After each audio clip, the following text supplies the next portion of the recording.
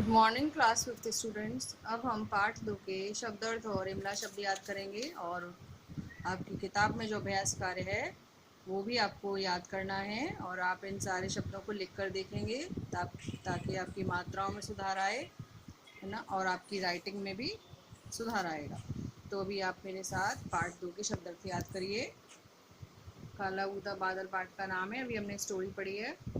ऊदा काला और लाल रंग मिला हुआ, आतुर, उत्सुक या बेचैन, कौमा लगा हुआ है ना, डोलना हिलना, क्षण पल, सन पटसन का पौधा, पुरवैया पूरब की ओर बहने वाली हवा, लांघना फांदना या कूदकर पार करना, किलकना खुशी की आवाज निकालना, अलमस्त बेफिक्र।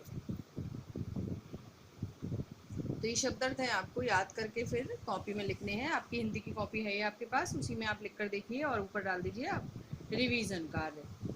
तो अभी आपके इमला शब्द हैं। आतुर, सफलता, भिगोकर, गरज, पुरवैया, गट्ठर। गट्ठर में देखिए दो, एक बार टा है फिर ठ है, ट में हलंत बना हुआ है यानी कि आधा है, ठीक है। ऊदा, चरागाहों। तो ये आपके इमला शब्द हैं और ये शब्दार्थ हैं, आप इनको लिख कर देखेंगे। अब आता है आपका किताब में जो अभ्यास कार्य होता है वो भी आपको याद करना है। काले ऊदे बादल ने लड़कियों की ओर क्या फेंका? ठंडी हवा का झोंका। नीम की छाया में रस्सी कौन बट रहा था, मतलब रस्सी कौन बना रहा था? तो उसका उत्तर है किसान।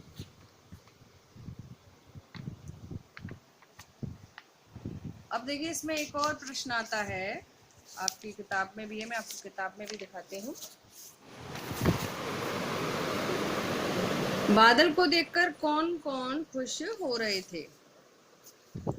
बादल को देखकर कौन कौन खुश हो रहे थे? बच्चे भी खुश हो रहे थे, मोर और बतख भी खुश हो रहे थे, इसलिए इसका उत्तर आएगा सभी।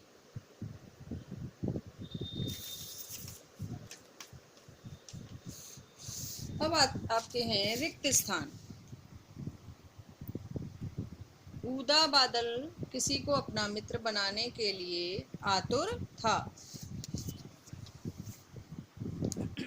ये देखिए आपकी किताब में से ऑप्शंस भी दे रखे हैं, उसमें से छांट कर आपको लिखना है सही उत्तर। अचानक उसकी डैश नटखट पुरवैया से हो गई, तो इसमें क्या आएगा? भेंट, टोली, आसमान, धरती या आतुर? तो अचानक उसकी भेंट। इस तरीके से देखिए, पुरवैया और उदा दोनों नीले आसमान में साथ साथ चलने लगे।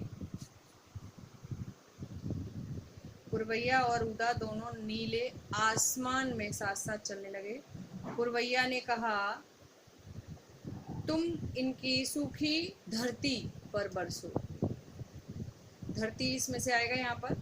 ऊदा बादल के बरसने पर घरों से बच्चों की टोली निकल आई।